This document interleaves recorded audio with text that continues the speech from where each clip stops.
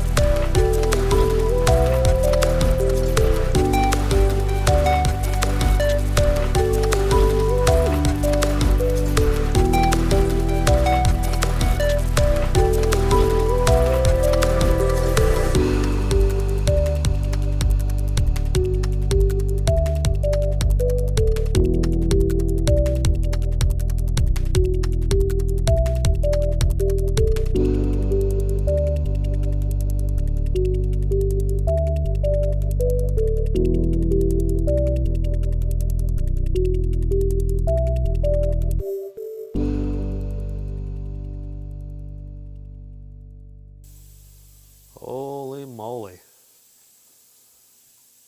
This smells like shit. It's like wood varnish and rotting, damp, super damp cardboard or something. It's awful. So it turned out that it was the float in every single one on the left side, the downhill side, the driver's side. Just like always, when it sits on that damn kickstand on the side, it pulls up on that left side, and yuck. So let's see if we can get you in here so you guys can all appreciate what your boy's about to have to clean.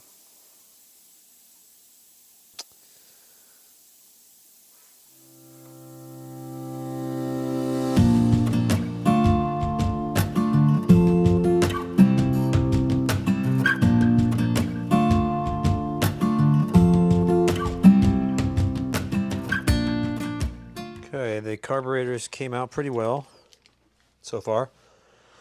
What we just saw was I used acetone, and acetone just gets rid of that tar, or that whatever that thick sludge is that turns into like a rock, and it just gets rid of it quick.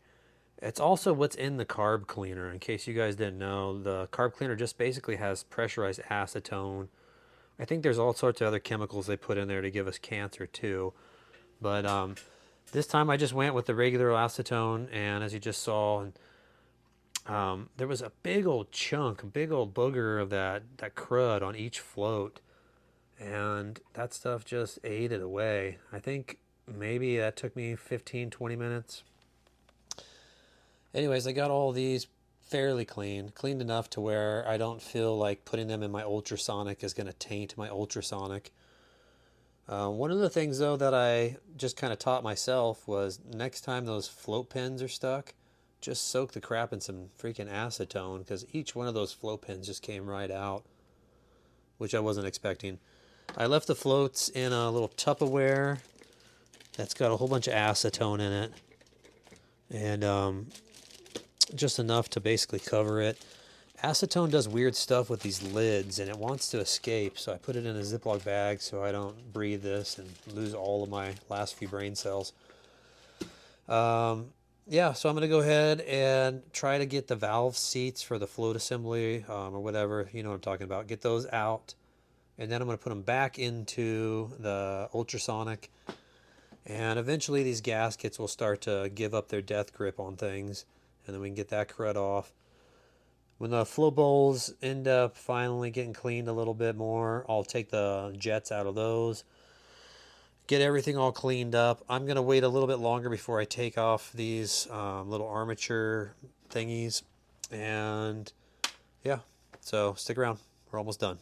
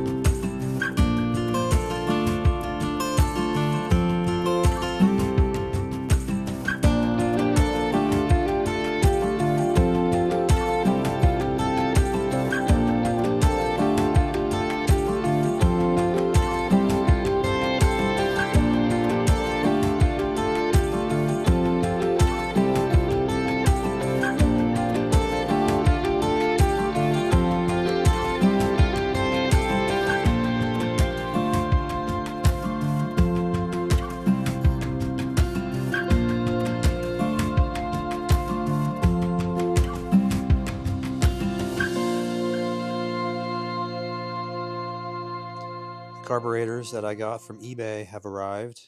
I got the set for $100, mainly because I had a few pieces I was looking to get.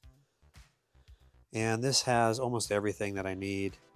When I took off one of the butterflies, one of the screws felt like it might have been like ready to strip, and a little piece of metal shaving, which I thought was the thread from inside the screw hole, came out.